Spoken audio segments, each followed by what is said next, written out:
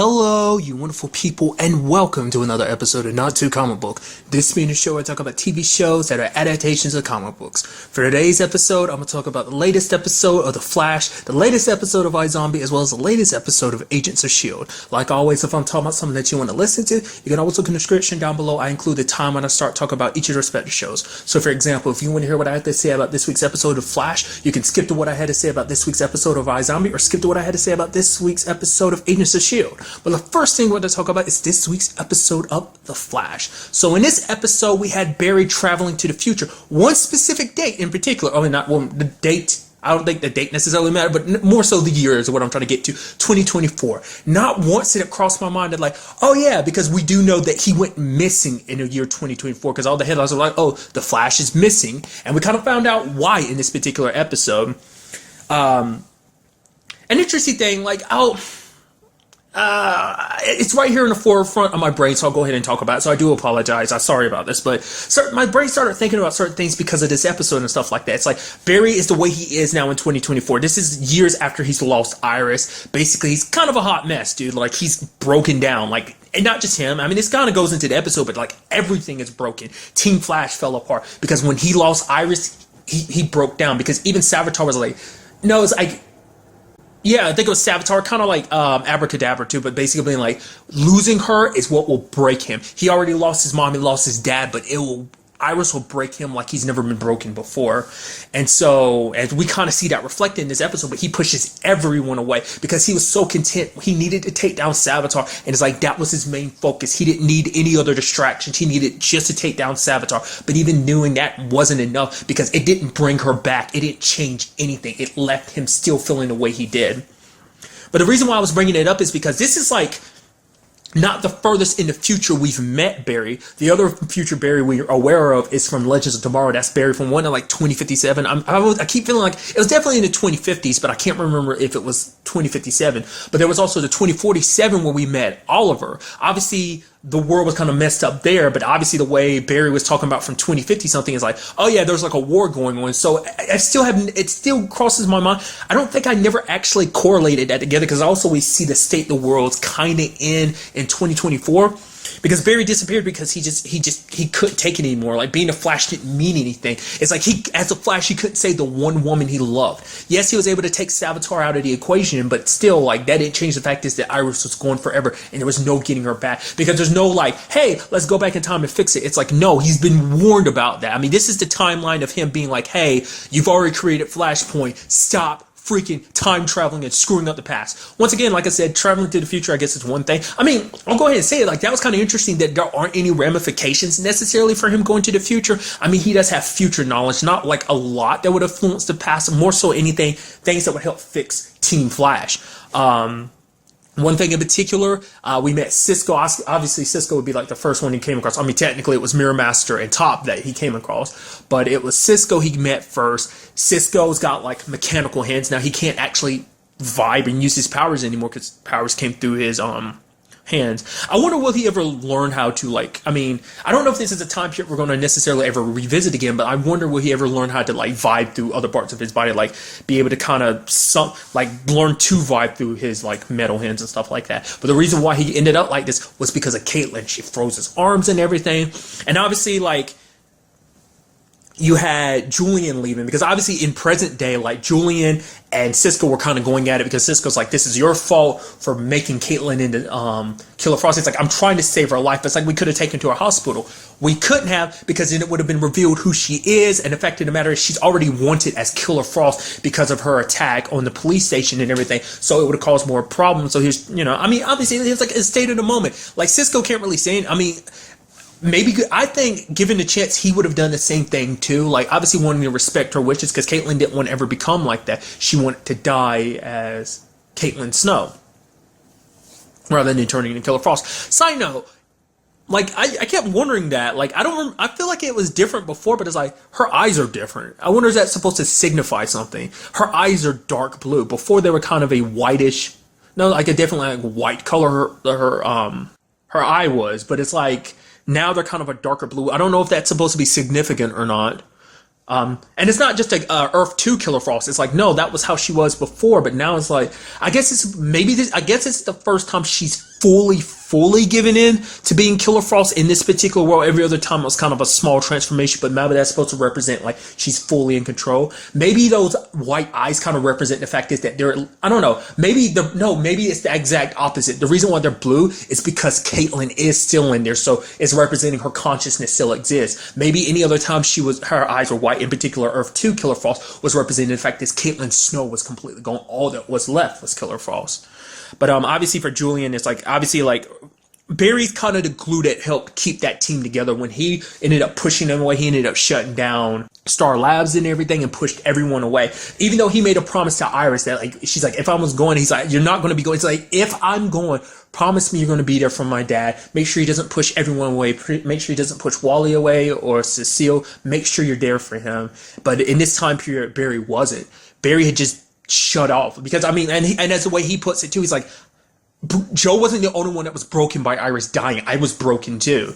But the fact of the matter is that we found out he hadn't visited Iris's grave in a couple years too. It's like the future's a very bad place, but like I say, I guess it never correlated to my brain that like I figured like maybe but the thing is with time traveling and everything, he should be able to get back anytime he wants to. So it's not like he's off time traveling. It never really crossed my mind. Why was he missing in 2024? And that's why, because he'd given up. He'd beaten Savitar, but it's like, what's the point? So he just gave up, and Central City just ended up in a state it's in that metahumans are running around. Granted, the only ones in this particular case were Mirror Master and Top, but still. We also ended up finding out about Wally too, which is like super sad. Wally, filled with rage and everything, went after Savitar himself. Ended with him getting his spine broken. Plus, but by the time he came back, he kind of went into almost a catatonic state that he's not responding to anyone. He's been like this ever since. Another thing that Barry wasn't there for. He wasn't there for Joe when he needed him about the Iris situation, or Wally. It's like most of his children are gone. The only one he 100% has left now, obviously Wally's in the state he's in, but the only one he really had left to hold on to during this time was Barry, and Barry distanced himself from him. So, but it's so sad to have seen Barry in that way, because you've seen Barry down, but you've never seen him down like that, because he's telling his other stuff is like, because you don't understand. It's like, what's going to happen is you're going to go back there, you're going to try and fight Savitar, but you're going to lose big time, and he's going to kill Iris, and then when she dies in your arm, and because it's something I didn't even think about, as a speedster, someone dying to you is that much more excruciating, because to you, in moments could be a lifetime for a speedster. Time moves so much slower. Everything's slower for a speedster, and just in that moment to have Iris's life, 1 second of her last breath could last an eternity to a speedster. And I never crossed my mind just how devastating a death can be to someone like that, especially, when it's someone that you care about like that. So, we did end up finding out a little bit more about this whole, because Barry because he wanted to find out Savitar's identity. But the fact of the matter is, future Barry is like, honestly, I never found out Savitar's identity. Which makes me wonder, has future Barry, 2024 Barry, already had this conversation with another 2024 Barry? Was he 20? Like, I'm curious about the whole time situation. Is it a situation where this Barry has already done exactly what 2017 Barry is doing, going to the future? Has that Barry already done this? And it never came up in conversation, but you would think, but maybe time travel doesn't necessarily work like that in this world. I don't know. Like, I'm very curious to see, like, if this is, like, connected to, like, the Star City 2047 situation, or the situation with even older Barry from the 2050s. Like, is this connected to that or not? Because, like, we don't 100% know or not, but from what it seems like those might be things of their own. But it's like, like, at the very least, future Barry's like, obviously at first he wasn't willing to help out, but then he was like, he saw what past Barry was doing. The fact is, he was bringing them together. He was apologizing, because it was kind of interesting. The fact is that obviously he couldn't get back to the past originally, but that's because Cisco was using the device to make it so he couldn't go, because it's like, this is the best friend that he remembered, the guy that was willing to fight, to never give up. It's like, they're a family, and it's like they suffered such a loss, because he ended up bringing up the fact is, because Cisco said it in the line too, it's like, yeah, you weren't the only, like, he doesn't, like, he doesn't realize he's not the only one that lost something that day. I mean, the moment Iris died, they all lost Iris too, but they also lost Barry as well. And also for Cisco and, Julian, they lost Caitlin as well because she fully gave in to being Killer Frost. And it turns out she actually worked with Savitar this entire time. No surprise there, but that's what happened. And it's like, she said, and when she saw Barry, she's like, yeah, you're obviously from the past because you don't have that hate in your eyes. So I'm guessing future Barry ended up hating Caitlin because, you sided with him. The man that was going to kill Iris, you sided with him. And so they're trying to figure out the reasons why. And I was curious, they're like, oh, what reason would she have to be with him? It's like, he helped me. And I'm like, and he helped cure me. And the moment she said, I was like, is that? And later on at the end of the episode kind of shows when he ends up confronting Caitlin, Killer Frost. He's like, I'm trying to cure you. She's like, oh, you want Caitlin Snow back? She's like, no, cure you so that you never have to go back. He wants to kill the Caitlin Snow side of her. That's how he cured her. He helped her by making her Killer Frost 24/7. She never had to worry about going back to being Caitlin again.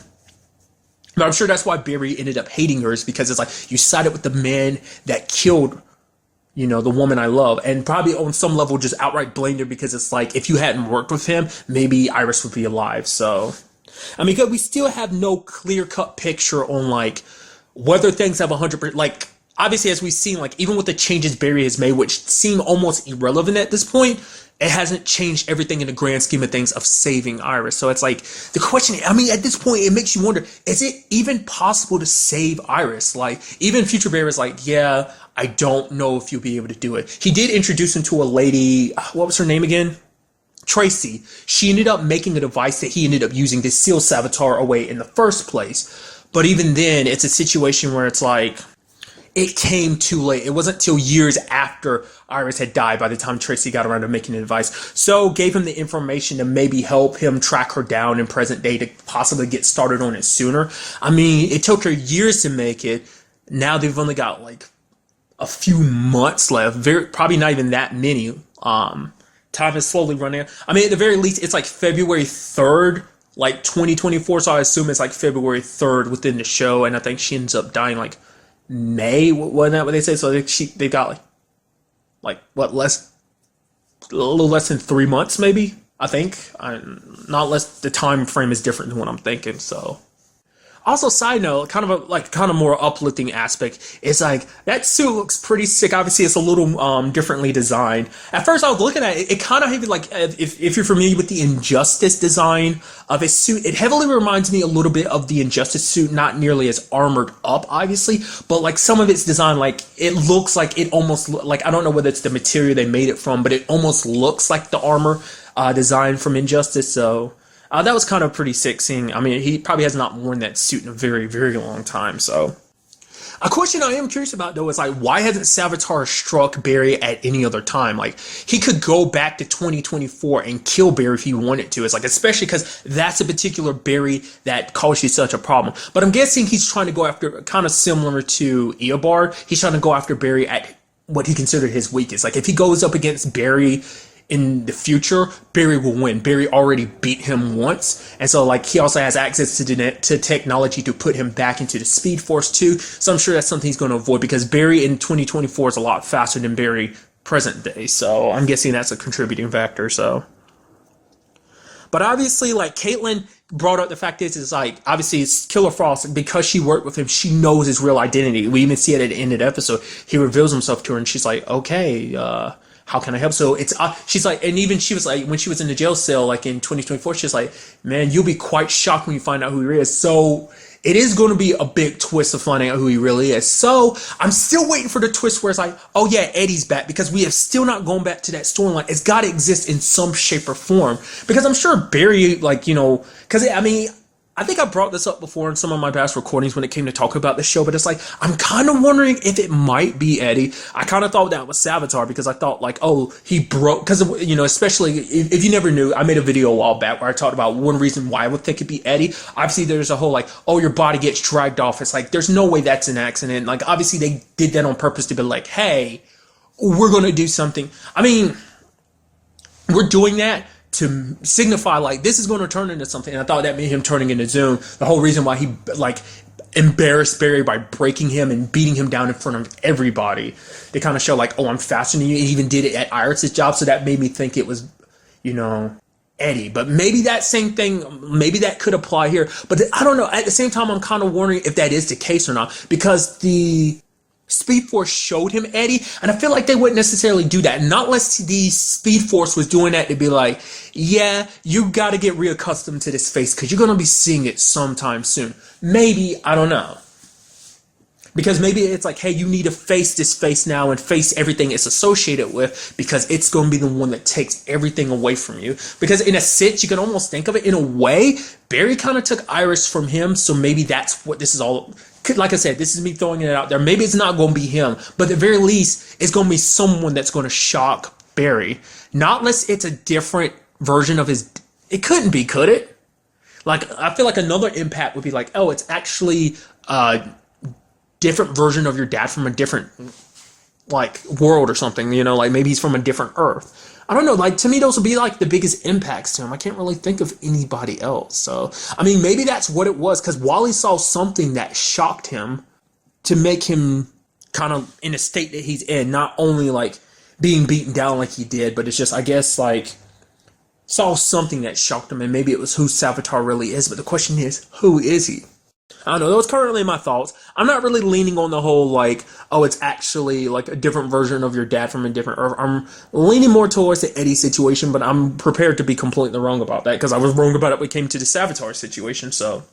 Not unless we find out in some twisted way that is actually, like, maybe a different version of Barry. That might be what the ultimate twist is. It's like, yeah, Savitar is you from a different point in time. It's like, maybe this is a version of him that got super fast. It just got tired of being a hero and decided, like, I wanted to become a god, become the speedster amongst speedsters. I don't know. It has to be someone that would even shake Caitlin to be like, whoa, I wasn't expecting it to be you. So I will think so, just with a reaction of, it might, I don't know. Throwing out my possibilities. I'd love to know what your thoughts are. Who do you really think Savitar is? I'm sure there's a lot of theories floating around. I need to start looking into those, because I'm very, very curious to see what other people are thinking at this time, like who they're pointing their finger at, like, oh, this could be Savitar. So overall, a very good episode. I mean, like I said, I was kind of worried that things would be bad because, like, Barry would come back with future knowledge, but luckily he didn't learn anything too much that would change the past, where he'd go back and kind of influence it too much. More of it's obviously mostly focused on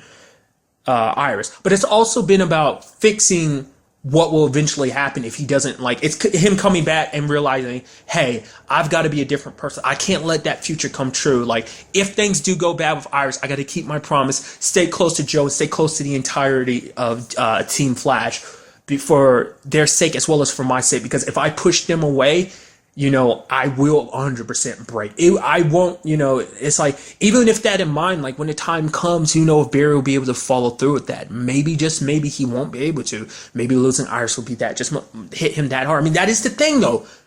Is it something that Barry can't ever fix? Is it impossible to save her? He's not willing to give up, and neither is everyone else, but I don't know, it breaks your heart to think about that. That's being a possibility, after everything, to lose her like that. After everything he's already lost, to lose someone else like her on top of it, So, I guess we'll just have to see where next week's episode takes us. Super glad to have the flashback. And now moving on to this week's episode of iZombie. A very good episode where we had, the particular case they're working on this week is a woman named Cheryl who worked at a dental care place. Basically, they sold dental supplies and stuff to dentist offices and stuff like that. Well, there's a lady named Cheryl who died, who Cheryl was a gossiper, which I love the reveal when it's like, yeah, Cheryl likes to gossip because, like, you had Liv already being like, isn't it so-and-so and Detective Kavanaugh? It's like, oh, why? So something must be going on between them. It's like, no, they're probably just talking about the case. It's like, are you really sure that's what they're talking about? And then it gets revealed, like, yeah, Cheryl was a gossiper. And you have, like, Clive and Liv at the same time, like, oh my goodness, that makes sense why you're acting the way you're acting. It's like, I know, right? I love that. But it's like, seeing her like that is so interesting because obviously she's gossiping about, like, Blaine and Ravi are talking, and she's kind of sitting there, and he's like, what? And she's like, okay, I don't want to say this, but the fact of the matter is, after the show, Blaine and Peyton went out in, the back alley away, and they were gone for a very long time. So what do you think they might have been up to? It's just like, because even Ravi's like, what? No way. It's just like, it's just like, seeing that side of her, I thought was amazing. Obviously, that was kind of the main reason why Cheryl was murdered, was for this particular reason. It's the fact is that she she gossiped about everybody, told everybody's little secrets and stuff like that. And it turns out that basically 3 people were behind her murder. Granted, they all thought it was a prank. Basically, it was Vicky, Jim, and Rhonda all got together. They spiked her yogurt with euphorium, but they did it because they thought it, hey, basically mess with her a little bit. She ruined their lives. It's time we kind of mess with her a little bit. But granted, it didn't mix well with her medicine, ended up killing her. So it was very interesting because it was a very complicated plan that like everyone played their own part into it. Basically, Jim got everyone out the building, and Rhonda kept one of the dudes, Peter, kept him busy so that basically all the blame would fall to him. And then, together, Jim and Vicky poisoned her stuff, which is a shame. I mean, like I said, once again, they didn't mean to, but I love that statement of being like, it's kind of funny we actually think about it. It's like, we try to get back at her for ruining our lives, and now, even beyond the grave, she's found a way to kind of stick it to us one last time, and even harder than she's ever done it before. It's like, I guess you could call it almost poetic justice. And what I love about this case in particular, too, is the fact is that how this kind of got found out is obviously Liv had a vision about, because basically one of the gossiping things that got spilled by Cheryl was the fact is that Rhonda was actually a porn star before she actually started working there. And the fact of the matter is, like, Liv had a vision about her accent, because basically the lady on the other line that kept Peter busy had like a fake Italian accent and stuff like that. And basically to prove, she's like, okay, so Ravi, I'm gonna need you to go through like all her back catalog of porn to find out if she ever did this particular voice. And obviously we could use it as evidence. And then like Ravi's like, okay, I'll do it. She's like, are you sure you're out for this? He's like, I'm apology, almost like I'm apology would even ask. This is for the sake of justice. I believe in justice, Liv. And goes off and does his thing. And he's just like, he's so happy when it was all said and done. It's just kind of like, almost like oh, you're about to bring her in for interrogation, right? So they almost like, can I be there or something? They probably want to get her autograph or something. But it's just like, this is probably one of those moments like Ravi's just like, I really love my job. I love the work I do. And you even see at one point when like Clive is kind of breaking, because obviously they're showing flashbacks of explaining how everything went down while Clive's explaining it. And he's midway through the interrogation. He happens to look out. He sees the door like through this door glass, and he sees Ravi standing there almost peeking in. And he's just like, and Ravi just goes on his way. So I just love that. I mean, and since we're speaking of Ravi, man, he was so like down this episode, like just drinking himself silly. I mean, to be fair, he's up there like mad about everything transpiring the way he did. So, once again, I'll bring it up. It was his fault. I laid it out last episode too. Just like he has no one to blame but himself for doing what he did. It's like even Liv at the beginning of the episode is like, you're an idiot. You did this, and that, and it's like, yeah, you kind of screwed everything up big time. And it's like, yeah, he did. So basically spending most of the episode not caring. He's just like, oh, what's the point? And to me, I find it even more effed up because you're like, oh, like, what's the point of living anymore? It's like, oh, it's funny you're saying that right as you sit across and at some points during the episode beside your friend who is slowly dying. So, in particular, what makes it matters even worse that you're saying that in front of him like that is also the fact that let's not forget why he's dying in the first place. It's like, yes, you tried to cure him, but that cure that you gave him is slowly killing him. I mean, you have one other cure, technically two, because one of them's in the work, but one surefire cure would mean obviously kind of killing him anyway by making him erase his memories and everything. But nevertheless, obviously, like, he gets a text from Blaine. Major gets a text from Blaine being like, okay, so the dude that bought Natalie is ordering brains, meaning he's back in town and stuff like that. It's like, so he brings Ravi along. He's like, hey, come on, man. This could be a stakeout. Come on, you have to wear pants. He's like, okay. And Ravi's like reluctant, like, okay, fine. He's like, see, good. Go. I mean, we both know that you're very good at one thing, and that's sitting in a car. And I'm like, ooh, Major, that was a low blow. It's like, You kicked a man while he was down. He already had a knife in his heart, and you grabbed it lightly and you twisted a little harder. It's just like, man, I was just like, ooh, I felt so bad for him with that one. But they ended up chasing after the guy. His driver, I would assume, or bodyguard rather, beat the crap out of Major because they basically, I see you again, I'm going to kill you. Which, Major didn't give up. I mean, even though Robbie was like, what are you doing? Why are you putting your life at stake for Natalie? He's like, I made a promise to her. It's like, yeah, but you don't really owe her anything. I mean, you're already running low on time. And at the same time, you're like trying to get a death wish. These guys are zombies. They know how to kill a zombie. It's not like any other person that would have just shot you. It's like, no, they know you're a zombie and so they will kill you like one. So it's like, I mean, the thing is, but it shows you just who Major is, just because he made a promise, like all the other Chaos Killer victims are okay. So at the very least, this means that, he owes Natalie that freedom too, especially because he made that promise to her. I mean, because it's like, I think for him also, because I forgot that was a part of Natalie's story, it's like she was trying to kill herself because she didn't want to be a zombie anymore. But I was like, oh, right. So I guess more so reason for him is like, if he's there, maybe he's afraid that if he stays out of her, like, line of sight for too long, that maybe she might decide just to off herself, just because it's like in her whatever, like she's already being owned by someone at the same time still being a zombie and everything. So he wants to keep that promise to him. Just shows you how honorable he is and everything too. So, but he does catch up to Natalie, but she's telling him just to go because like the guy that she's with will hurt him badly. It's like, you don't know who you're up against. Which he does offer Natalie the cure that he has that Major was telling him to keep on hand, which I'm not sure if he actually told Ravi that he did that. I mean, more so than anything, remember he lied about saying like, oh, I'd stay away, which obviously we knew Major wasn't going to.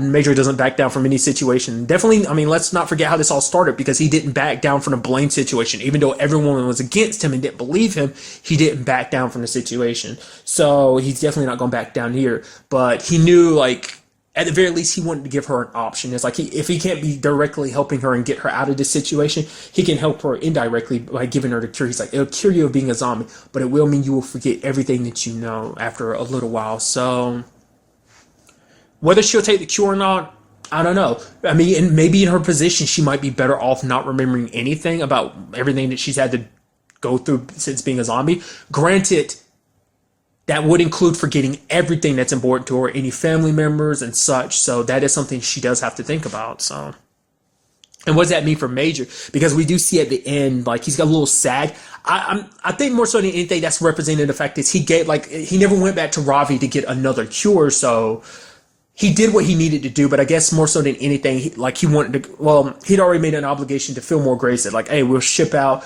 kind of go on a mission and stuff like that. So I guess there was no time to go or even ask Ravi to give him another one. Or maybe it's because, you have him still debating, because it's like, we have no idea whether that third cure will really work or not, like, and especially restoring someone's memory. So it's like, I don't want to take that chance now. So, like, might as well wait. I mean, because, like, my time's running out anyway, so I might as well do something with the last bits of my life. What I am curious about is, since I brought up that whole situation, it did get me thinking, what about the whole Chaos Killer situation? As we saw at the beginning of the season, like, he was getting a lot of crap for that, people labeling him a Chaos Killer, he's keeping his distance and stuff like that. Or was that episode 2? Nevertheless, I wonder, is that something that's going to persist for the rest of the season or not? It hasn't come up again yet, but I'm sure it's bound to anyway. I guess we'll just have to wait and see in that regard. But another side of the episode dealt with the whole Blaine and Peyton situation. Like, even with things being as they are, obviously we're seeing them getting closer and closer. But there was a situation of, like, obviously Ravi gave him till like the end of the week. At Saturday at, like, what was it, like 6 a.m. or something like that. It's like, if nothing happens by then we're clear to say, like, hey, this cure doesn't work and there's no, like, restoring memories, nor is it fatal. So, but Blaine is the most scared about it, because part of him is hoping it doesn't work, because he doesn't want to go back to being who he was. Because the fact of the matter is, it's like, I mean, I've already done all these bad things. It's like, what if I remember stuff from my childhood? Which Peyton's kind of been like, oh, you don't have to worry about that. He's like, come on, I was a terrible person. Like, as you may have known, and everyone else that keeps reminding me, I was a terrible person as back then. And it's like, who's to say that? I mean, that doesn't come out of nowhere. That means I had to be terrible as a kid, and that just kept up with me my entire life. I mean, to be fair, I don't know, maybe your dad has some influence in that. It's not like your dad's dad of the year either. So, it turns into a which came first, the chicken or the egg type of situation. Was his dad a D-bag that led to him being like that? Or was he always a troublemaker, and his dad being the way he is just escalated that and caused it to turn into what it is now? I don't know. So, which is still a storyline I'm very interested to see continue too. It's like his dad, his dad's side of the story. But obviously Peyton's kind of more willing to believe, like, no, you're good. It's like, I see this Blaine in front of me, and it's like, even when you get your memory back, in her mind, it's like, you won't change from who you are. You'll have your memories back. Sure, you'll remember all the things you've done, but at the very least, you'll be this Blaine. She thinks he'll be this Blaine with all his memories, which might be a possibility. But even then, it's like, who's to say those memories won't turn him back into the Blaine that he was before? Especially if he gets his memories back, and that means like, oh, I remember everything there is to know about you, Dad. I'm back. You thought, you had me going for a little while. You thought I might have been faking it, but nope, this time I'm back and it's for real. And that turns into a whole revenge situation where he tried to take down him and Donnie. Might turn into a war type of situation. So, Still curious about the whole Mr. Ball situation. I'm sure that's going to trail back in some shape or form. But more so than anything, like, it's something I completely forgot about too. Peyton would want his memories back for a particular reason. It's like, oh yeah, because he is like your star witness against Mr. Ball. So it's like, of course you'd want him to get his memories back. I mean, to be fair, she doesn't kind of want him to get his memories back. I mean, she has the faith that he will, like I said, stay the same as he is now. But I mean, like I said, at the end of it all, like, he's like, oh yeah, I'm not that. I was like, oh, sorry for your friends, but my memory hasn't come back, and they start making out. I did like appreciate that moment where they were about to start. It's like, at the very least, I want to have this last day with you, and he's like, okay, and he was like, oh, wait. Well, don't you think this is kind of wrong? I mean, especially like if you end up finding out that like I turn back into the Blaine I was before, like then you kind of look back in the situation and regret it, kind of like she did before. But it's like, yeah, let's wait. And it's like, wow, it's hard to believe that Blaine would put that off. But I guess it shows you that that's not the Blaine we know, obviously. But at the same time, too, literally what went through my mind is like, how do you know that he's not the Blaine? I mean, granted, I would get the feeling if he got his memory back, they would have went out of their way to point it out and stuff like that, but they didn't. But it's like, who's to say he hasn't gotten his memories back and he's faking it? Like, everyone thought like, oh, he faked the memory loss before. Who's to say he's not faking it now? Which in itself, that could be a terrible thing, especially if it gets found out, because it's like, obviously he's doing that to protect himself because it's like, hey, he wants to stay with Peyton and whatnot, right? But that means putting Major and, well, in particular, Major's life in danger, because the whole like not wanting to take the cure because it might mean losing his memories and stuff. So, there's that. And then, like, Liv still being a zombie and everything. Which, that was an interesting thing that Liv was like, okay, I'm just making sure you remember what this was all about, the big picture. The fact is that if the cure works, testing it on Blaine isn't just about, trying to see if it keeps a person, it's about keeping someone's memory because they're trying to cure zombieism, their particular zombieism. Granted, not everyone's going to be keen about the idea. The last thing I'm sure Fillmore Graves want is people to know that there's a cure existing. I think I brought this up before in conversation, but I'll kind of reiterate it, but it's like, a corporation built on zombies. The last thing they want is a cure. I'm sure they are fine with being zombies. If they're no longer zombies, they don't have to worry about people hunting them down and stuff like that, but they like being zombies, So, I mean, because that's still not been announced to them, like, oh yeah, the cure exists and everything, no matter what it is, whatever the case may be, in whatever form it is. Which, now that I'm thinking about it, who's to say that, now I'm thinking about it, like, Natalie won't use the cure on what's-his-face, like, end up slipping him the cure at some point just to make him human again and just at some point being able to get away from him? I don't know, like, that might not be the case. Obviously, like, more so than anything, the cure is meant for her and she'll probably use it for herself, like I said. I mean, we'll just kind of have to wait and see on that front, so.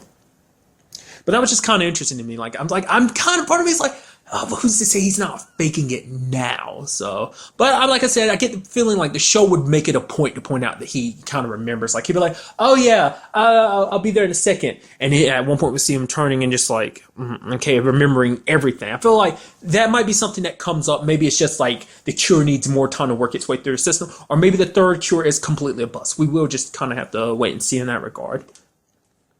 But in this episode, we also made a little bit more development on the Anna and Wally murder case, in the sense of like they ended up tracking down a guy who was very vocal on the board about like, hey, zombies and stuff like that, and they meet him. His name is Harley Johns. Basically, his brother was there during a Max Rager situation, and his brother's the one that told him about. I think they ended up talking about the fact is that he's one of the scientists or something there. So obviously he knew about zombies being a thing. But now his brother's like, the fact of the matter is he's like going out of his way to be like, hey, like he's saying, I'm not the one that killed Wally and his family, but the fact of the matter is, it's like, I'm not going to feel remorseful because they are zombies and zombies are here. I mean, the great thing about it is like, he brought up the fact is he's seen zombies before. Granted, the zombies that we don't get to see that often. It's the decayed zombies, the ones that haven't been fed in a very long time and your skin is falling off. Those particular zombies. I think altogether we've seen them, maybe 2 or 3 times the entire series. Obviously, Max Rager, they were being experimental at the bottom, but there was that person that I think Liv knew. Like back in season 1, she met someone that she knew that she was afraid. She's like, oh yeah, I turned this person to a zombie. I forgot if that turned out being the case or not, but it was someone that Liv knew that had basically decayed and turned into a zombie. So, but like he knows zombies that way. He doesn't know zombies like Liv's way. I mean, because like because zombies are like any other normal person until you meet them. But it's like, how did they know specifically that Wally and his family were zombies? That is the case. It's like you can say someone's a zombie, but it's like, how do you really prove whether someone's a zombie or not until after you've killed them or something like that? So for them to do that, I feel like the person had to have known exactly. I mean, granted, the person that put the message out there being like, oh yeah, a zombie family lives here and stuff like that. But the fact of the matter is, I don't know. Like, you have to have some proof ahead of time. So maybe they went through their place and found the brains and stuff that they were eating. And it's like, oh, that's enough proof to be like, bam, bam, bam. So, but then again, like, they're tied to Fillmore Grave. And there's a whole, like, tube situation. Not unless that's only for the soldiers. Maybe, like, other people connected to it, like Wally. I mean, because I'm sure that's just for the soldiers. But I'm sure, like, everyone else connected to Fillmore Grave or, some indirect. Like obviously, Wally went there for school and stuff like that. So maybe they give other people brains too, because obviously we've talked about the situation of like how they get their brains, from one of like morgues and stuff all across the states and stuff like that. So maybe that's how, like I said, maybe he found brains. But I get the feeling like they'd all make it a little more inconspicuous. So it'd be a situation where it's like you don't keep brains just lying around like that. Maybe that's the case, especially if you think it's in the sanctity of your own home. So I don't know. Overall, very good episode and some very interesting developments. Like I said, it does seem like time is running out more and more for Major. So hopefully we'll find out more about this whole cure situation, whether it is 100% a bust or whether or not it just takes a little while to finally kick in. So, and now moving on to this week's episode of Agents of S.H.I.E.L.D. So in this episode, we have May and Daisy, busting out of Hydra headquarters, which he had that sick moment where like May is cartwheeling in the air and just shooting guys. It's like, stop being awesome, May. It's like, God, you just continue just to showing off your prowess of like how good you are and everything. And I also love the conversation between her and Daisy. She's like, oh, the fact of the matter is, it usually takes people a little while to get used to their powers, but it's like, why are you so quick to use them? It's like, well, I've had a lot of practice with them. It's like, what does that mean? And she's like, Daisy's like, you know what? I'm not even about to go into this conversation, Obviously, it would have went into a situation of like, oh, what are you talking about? I don't believe you. So it's like, well, let's just skip over that and work together. So, an interesting thing about the whole May situation is the fact is, obviously, like, what made her change her mind was seeing the fact is that Mace was willing to sacrifice himself to save someone else's life. Not just like, because he could have easily, while the others were getting away, brought the building down on May. But even then, while May was still inside, he was holding it up and also seeing the fact that he was doing it to other kids. And prior to that, he had spared her life before. And it's like, he wasn't the monster she had thought him to be. Once again, and like, this is all from her perspective of being brainwashed by Hydra, because they went to her at such a vulnerable point in her life where she blamed herself because she let that one inhuman girl go and she ended up hurting and killing a lot of people. So they came to her at that moment in time. I mean, granted, technically they didn't. This was all Ada just messing with her head and stuff like that. But still, to her, that's her reality. So, she feels bad because she's the one that sent the attack upon that building, and it's like she could have been responsible for a lot more people's deaths. So it's like, Daisy's like, don't blame yourself. The fact is they lied to you, but now you know the truth and you're fighting back. That's what matters. Because Daisy, I'm sure, knows what it's like to be like manipulated and controlled by someone. It's like she was manipulated and controlled by her mom at one point in time, manipulated and controlled by Hive, and the fact of the matter is she made a mistake that ended up leading to, like, in that particular case, like Lincoln dying, for example. That was Lincoln's own choice, but still, like, maybe in Daisy's mind she always blames herself because she wasn't able to save him. So she kind of knows where May is coming from, because at the end of the day she knows who May really is. She's like, I know you're a good person. We've worked together for so long. I know who the real May is. I know if you really knew what was going on, you would have never made that choice like that. So I also appreciate the fact is that she ended up knocking like you end up having like Ada talking. She's like, the fact of the matter is, even with all this reprogramming and stuff, you guys are still a little bit of who you were. Like May being who she is, always kind of the loyal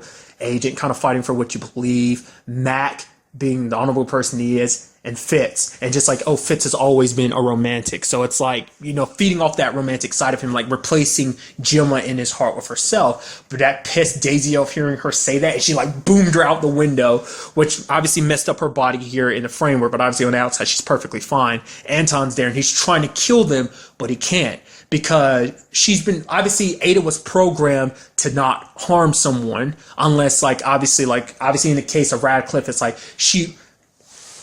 I wonder, does that 100% apply inside of the framework? Does that programming still exist or not, even though she's like ones and zeros? Maybe because it's built into her circuitry, and because that's built into every frame of her, like even in her mind, like in what is her memory bank and stuff like that. Like the thing that basically is kind of her heart that she hooks up into the mainframe to bring her sits there. Maybe that is like, even the programming's there, so even within the framework, maybe she can't actually hurt anyone, why she kind of has other people do it. But the fact is, when she rebuilt Anton's body, she programmed it so that it's like, hey, you can't harm people either. I guess it's because of her programming of being like, I can't harm anyone, so I can't build anything to harm people. So Anton can't do it either. Obviously, like I said, the whole Radcliffe situation, she found a workaround because it was like he endangered other people's lives by endangering the framework. So that's kind of what Simmons and Daisy kind of represent. So in the real world, obviously, it's like we can kill them. Like, Anton actually can, because they're actually a threat to the framework. So that kind of gets the technicality around like, destroying them for the greater good type of situation. So, some interesting conversations came down. Obviously, like, S.H.I.E.L.D. isn't 100% at its full strength now that Mace is gone. He was a leader, but now it's kind of like sent a little bit of dissent amongst the group, because it's like everyone's trying to decide what's the right thing to do. Obviously, you have Ward having his idea and everyone else having their own idea, like what they should do next. Mace brought them together, but now he's gone, S.H.I.E.L.D. could just as easily fall apart. An interesting thing that came up during the conversation, like, because obviously, like, Ward wanted to go out there to try to find Daisy, but Coulson was like, no, don't do that. Like, the fact of the matter is, Daisy can handle herself. She'll find her to it, but obviously, like, Ward was worried about her and everything. So he's like, nah, I can't let that happen. I have to go after her. They end up having this whole conversation about, like, obviously in this world, a man came to me asking me to join S.H.I.E.L.D., obviously Fury, but he turned him down because I was too afraid of the responsibility it might mean. It's like, hence why he was made the way he is in this world, because, like, the one thing he regretted is being a part of S.H.I.E.L.D. and, like, the responsibility, because for him, like, he's responsible for so much stuff that happened, as well as all the people they've ever lost. But then Ward's like, yeah, the fact of the matter is, I accepted it. And it's like, oh, who's the guy that brought you in? He's like, she'd laugh hearing that you'd automatically assume that she's a guy, but her name was Victoria Hand. And I'm like, I wasn't sure, but I'm to my recollection, I'm thinking this might have been her name. I'm pretty sure that's the lady Ward killed back in season 1 when it was revealed he was really part of Hydra the entire time. Like when they had originally arrested, obviously Bill Paxton's character and stuff like that. So I'm pretty sure that was her. So it's like, twist inside of the person that actually recruited him in this world is actually the person he killed in the real world. Which that in itself came up in a conversation too. It's like, War was like, you believe the whole Simmons thing. She's like, yeah, I do. And he's like, because she's like, oh, I found us a way out of here, which is like, you guys a way out of here, not me. And he's like, no, I get it. He's like, part of me wanted Simmons to be wrong, just so it would mean that I'd end up getting my Daisy back. I mean, my Sky back. And at that point, he starts calling. He's like, no, it's okay, Daisy, and calls her Daisy. He starts calling her Sky because he realizes this is in the sky. He knows. Even comes up in conversation later on. He's like, I'm sorry about, I hear the dude that was Ward is a very, the other me is kind of a douchebag. It's like, so is he in jail? Oh, the other thing. That's pleasant to know. But it's like, I want you to know, like, I'm going to stand here and help out, try and get you back to where you need to be, because it's like, I want to show you that I am nothing like the Ward from your world. The fact is, but he did bring up something too. He's like, do you think when this is all said and done, like when you do go back, that I will get my Sky back? And Daisy's like, I don't know. Like if nothing happens to the framework, it could exist, because it is a situation like I brought up before. Like, even if this is a virtual world, these are still people here. These are still their lives, the lives that they know all together, all too well. It's like they lived and experienced these lives, at least to their knowledge. And it's like, if you had the memories of these lives, does it make them any less real? Did you not, even though your programs, even though your ones and zeros, like, Was it, what is it, like I brought it up before, like what is the definition to be alive? So it brings up an interesting conversation. Like, hopefully, when it's all said and done, the framework does stay intact and these people get to live their lives. Because also at the same time, it's like she brings up this conversation. It's like, that Sky was a loyal Hydra member. It's like, so what's that mean? What are you going to do then? It's like, well, our relationship will, we'll have to work on it. Things will be complicated, but still is worth, fighting for. So I don't know, man. And that was kind of one of those sad moments where it's like you feel bad for Ward because, which you always kind of felt a little bad for Ward because he brought up the whole like reason why Victoria came to him and gave him a second chance is because of an arson thing. I'm wondering, is that connected to the whole same arson thing that took place in the real world or not?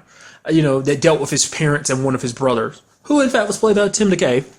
An interesting thing that you had Phil kind of bring up in this episode, which I thought was kind of interesting, like, well, maybe it's kind of our problems are one and the same. Maybe we need to help this world with its problems to give us the opening we need to go back to the real world. So it's kind of like save this world, save ourselves by saving this world.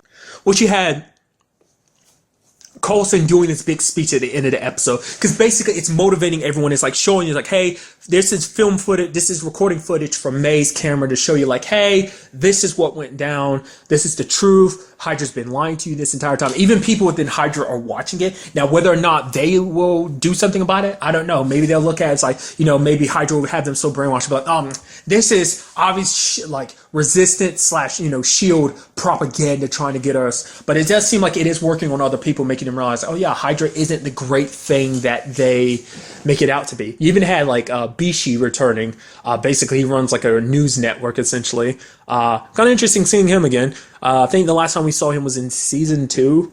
As I've mentioned before, Gemma trying to kill Ward. She ended up inadvertently killing him because at that time, like, if memory serves correctly, like Ward had messed with his brain or something like that. So basically, no, I think it was Whitehall. Somebody had messed with his brain and made him super loyal to Ward, and so he took the hit that would have killed Ward and took it himself. So that's kind of interesting seeing it. He's like, oh, you think I'm really going to say whatever you want me to? I am loyal to Hydra. The fact of the matter is your words won't get to me. And it's like, yeah. She's like, oh, yeah, you don't have to say a thing. And then Daisy uses her powers on him a little bit. He's like, okay, so I just got to read the teleprompter, right? It's like, you crumble so easily. I love it.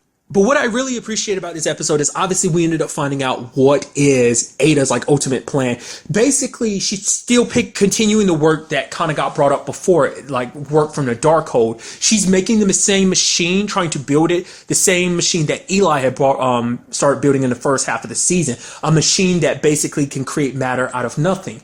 Her ultimate plan is to make herself a human body because that's what she's always wanted. Everything, like from the very beginning, I was like, oh, maybe this is all about becoming human again. But it was like, I kind of let that slip away. Like maybe that's not the case. But it's like, no, that is what this was all about. Like everything she's done has been for the purposes of becoming human, because once she becomes human, she never has to be bound to this body anymore, because even being in this body, she's still a puppet. She's still not in complete control. Like once again, she can't kill people when she wants to. That's kind of the point. She's like, oh, I'll become human, and obviously I'll make you, Anton, a human too, which is like, no, I don't think that's the case. You're going to keep Anton the way he is, because that way he won't be able to do anything he needs. Like even if you betray him, he can't actually hurt you, because the fact of the matter is it would go against his programming and stuff. She's promising and everything, but it's like, I think when given the opportunity, she won't have to, like, because she's gotten to the point now where it's like she's just using people just for the sake of using them. So I'm very curious, because basically that's what she's had, like the looking glass machine. Like obviously, like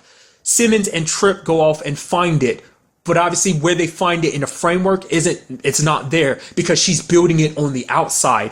Basically, Fitz is building it, like holographically he's building it and stuff like that. So it's not actually physically being built. He's just building the blueprints to allow her to do that on the outside. That's one main reason to keep Fitz around. Obviously, like the programming is probably to the extent that Radcliffe, his memories couldn't be messed with where he was in the framework. Maybe he had actually protected himself from having his memories messed with. But in this particular world, everyone else obviously memories got messed with. So, but that's one of the main reasons why she kept Fitz around. Obviously, there's the whole love situation, but it's also because she wants to be human. Partly because she can do whatever she wants to, and she can kind of finally cut those strings of her. But also that way she can actually be with Fitz. Because like Fitz is telling her, it's like, oh, the machine's ready and everything. And it's like, okay, with this, you'll be able to build yourself into a body, whatever you want it to. Meaning, she could build herself a very strong body. I never thought about that before. I was like, oh, you just want to be a regular human. It's like, no, I doubt she's going to stop there. She's going to probably make it so that it's a body that's extremely hard to kill.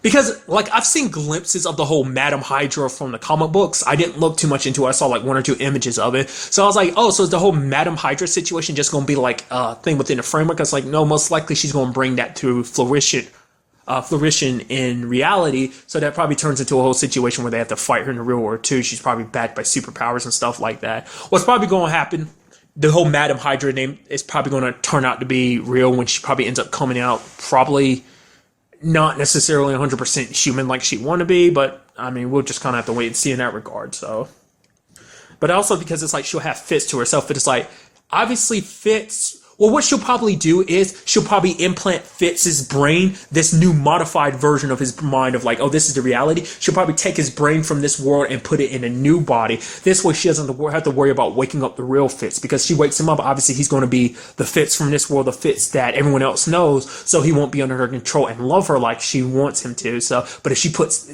Fitz's brain as it is now, his mind, his consciousness in a new body and everything, which she's like, yeah, I was hoping, he's like, will you take me with you? And she's like, I was hoping you'd say that. So that's where I'm thinking that regard would go. So, and then there was also an interesting conversation between Fitz's dad, Alistair, and Radcliffe, because Radcliffe looked at him and everything, because obviously he's trying to get information about resistance and everything. And Radcliffe is like, oh, it's kind of funny. It's like in the real world, you're actually, you know, he's like, oh yeah, I know about the other world. He's like, oh yeah, so do you know about the other you? The one that's actually a drunk, the one that's not there for Fitz. It's because like he's too much of an idiot to realize how much of a genius Fitz is. And it's like, even in this world, you can't pull yourself away from your son, because without Fitz, you're nothing. Because in this situation, he's only in a position he is in now because of Fitz and everything, which you did see like the darker side of Alistair when he just beats the crap out of Radcliffe. Obviously he's still alive and everything because they need him, but it's like you got to see like probably like what made Fitz into who he is, because now he's just like, oh, the fact of the matter is, don't let your emotions get the best of you. It's like, you know, if you're letting your emotions get the best of you, what would have been the point of you coming to live with me? Should have left you with your mom, which I assume is what went down in the real world. So, but that's also a little bit of a peek through the window to see about Alistair's situation in the real world. The fact is that he's a drunk and everything. So he's not off doing anything necessarily important. But the question is, and something crossed my mind, what if this isn't a fake Alistair? What if this is the real Alistair who Ada finally tracked down, because it's like, oh yeah, with you here and everything, you know, this is the son that you've always wanted or something. I don't know. Like, part of me is wondering about that. I mean, more so than anything, I guess it just shows you how good she got Alistair. You know, maybe she pulled, like, obviously he was created probably from Fitz's memories and stuff like that, and just applied it, you know, that same person, that personality to present day or something, you know, because obviously this is probably based on who he was from, you know, when Fitz knew him, because Fitz hasn't seen his dad in many, many years.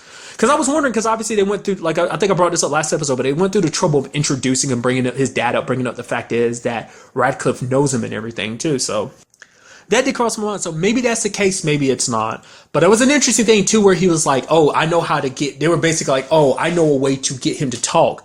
My brain is immediate, like the one thing that Radcliffe wants, because nothing really matters to him anymore, is like Agnes is gone. But they had the machine finished, so maybe this will be about, hey, you help us track down the resistance, we'll give you Agnes back, and it's probably going to use him as a means, like, oh, they let me go or something like that, or, you know, being kind of going back to line and manipulating to get what he wants, because it's like, I mean, because to me, that's the only way to explain that, because it's like, because what I'm guessing is like, you know, obviously Ada's going to have a new body in the real world, leaving her vessel, the Madam Hydra vessel here. So it's like, oh, what we can do is take what we know about Agnes's personality and memories and implant it in a new body. You know, this way she can exist in some shape or form, like her, like maybe there's some backup data that, like, you know, or maybe it's like, oh, technically we could bring her back, because it's like, she won't exactly be the Agnes you knew, but maybe we can make someone very close to that actress or something. I don't know, like rework Madam Hydra's brain wants Ada leaves to be Agnes, like, download her personality and stuff like that, and make her have these memories and stuff like that. So get the feeling that might be the way, because it's like that's the only way I see them getting Radcliffe to help them. So I don't see it any other way. So overall, a very good episode. I'm very interested to see what goes down in the next episode with these new developments and everything, especially because it seems like Phil is kind of taking the reins of being the new head of S.H.I.E.L.D, kind of like he is in the real world. But obviously they're going to work to try and, obviously they helped out in this instance of like bolstering people, trying to give people hope to be like, hey, stand up against Hydra. Whether that's as far as they'll take it, we'll just have to wait and see, because obviously they're going to try and make it back to the real world, but obviously that's not going to be the case, because obviously they learned from Radcliffe. So Radcliffe will probably, that's how Radcliffe will probably help them in the long run, is be like telling them where exactly they're going to go. So it's going to be a race, because obviously in the real world we have them closing in on where Simmons, the jet that has Simmons and Daisy in it, where that's flying to. So it's like once they're kind of out of the picture, it'll make things a little bit easier for Ada, especially because her goal is so close. So, but really, that's all I wanted to talk about in this episode. To the next Tell Me Me, be happy, be safe, live life to the fullest, and enjoy it. Good day and goodbye.